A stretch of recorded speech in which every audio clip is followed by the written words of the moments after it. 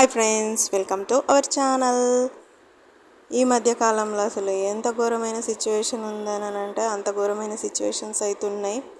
30 members ఒక 11 years పాపనైతే ఖరాబ్ చేసేసి చంపేసిండ్రని చెప్పి అదైతే పెద్ద ఇష్యూ అయితే తయారైంది.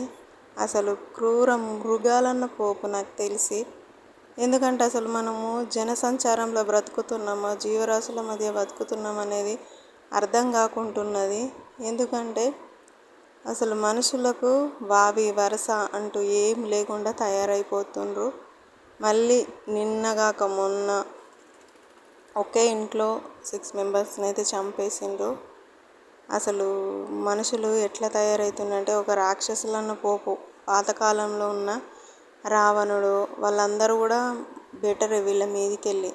ఎందుకంటే అసలు మొత్తానికే ఏదో డ్రగ్స్ తీసుకొని మత్తులో ఉండి వాళ్ళు ఏం చేస్తుండ్రో తెలియనంత సిచ్యువేషన్స్లోకి అయితే మనిషి అయితే వెళ్ళిపోతుండు ఫ్రెండ్స్. అసలు బాగా అంటే బాగా పైశాచికంగా తయారైపోతుండ్రు. రీసెంట్గానే నిజామాబాద్లో కూడా ఒక అమ్మాయి వాళ్ళ హస్బెండ్ని, అసలు దుబాయ్ నుండి వచ్చిన హస్బెండ్ని, అసలు అతనికి హెల్త్ బాగలేక తను ఇంట్లోనే ట్రీట్మెంట్ తీసుకుంటుంటే ఫినాయిల్ ఎక్కిచ్చింది. అసలు ఆడవాళ్ళు మగవాళ్ళు అసలు ఎంత ఘోరంగా ఉన్నారంటే అసలు ఎవరు కూడా నమ్మరాని సిచ్యువేషన్స్లోనైతే మనం వెళ్ళిపోతున్నాం ఫ్రెండ్స్. ఇదైతే రియల్.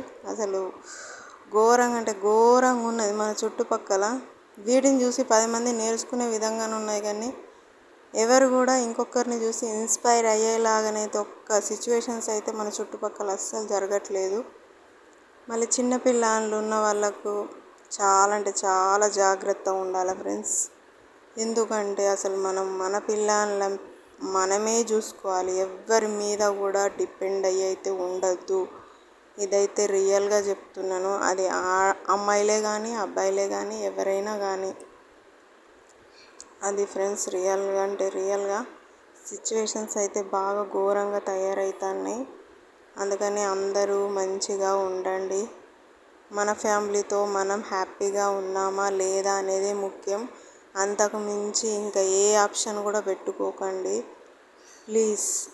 ఇది అందరి రిక్వెస్ట్ఫుల్గానే చెప్తున్నాను ఫ్రెండ్స్, అంతే.